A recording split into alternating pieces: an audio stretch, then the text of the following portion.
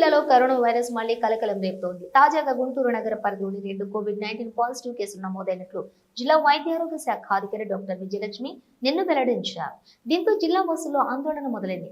ఇప్పటి వరకు తెనాలి, ఉండవల్లి వంటి ప్రాంతాలకు మాత్రమే పరిమితమైన కోవిడ్ కేసులు ఇప్పుడు గుంటూరు నగరంలోకి కూడా విస్తరించడం గమనార్హం. కోవిడ్ పాజిటివ్ గా నిర్ధారణ అయిన 2 బాధితులను జీజీహెచ్ ఆసుపత్రికి తరలించి వైద్యుల పర్యవేక్షణలో చికిత్స అందిస్తున్నట్లుగా డాక్టర్ విజయలక్ష్మి తెలిపారు.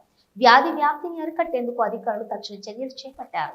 కోవిడ్ అనుమానిత లక్షణాలతో బాధపడుతున్న వారికి వైద్య పరీక్షలు నిర్వహించేందుకు జీజీహెచ్ క్యాజువాలిటీ విభాగం సమీపంలో ప్రత్యేకంగా అవుట్ పేషెంట్ ఓపీ విభాగాన్ని ఏర్పాటు చేశారు. ఈ ఓపీ విభాగంలో రోజుకు కనీసం 100 మందికి కోవిడ్ నిర్ధారణ పరీక్షలు చేసేందుకు అవసరమైనటువంటి అన్ని ఏర్పాట్లను పూర్తి చేసినట్లు అధికారులు పేర్కొన్నారు. కరోనా సోకిన రోగులకు మెరుగైన వైద్య సేవలు అందించేందుకు జీజీహెచ్ లో ప్రత్యేక ఐసోలేషన్ వార్డును కూడా సిద్ధం చేశారు. బి క్లాస్ వార్డులో 15 పడకలతోటి ఈ ఐసోలేషన్ వార్డును ఏర్పాటు చేశామని, ఇందులో వెంటిలేటర్లతో పాటు నిరంతర ఆక్సిజన్ సరఫరా వ్యవస్థను కూడా అందుబాటులో ఉంచామని డాక్టర్ విజయలక్ష్మి వివరించారు.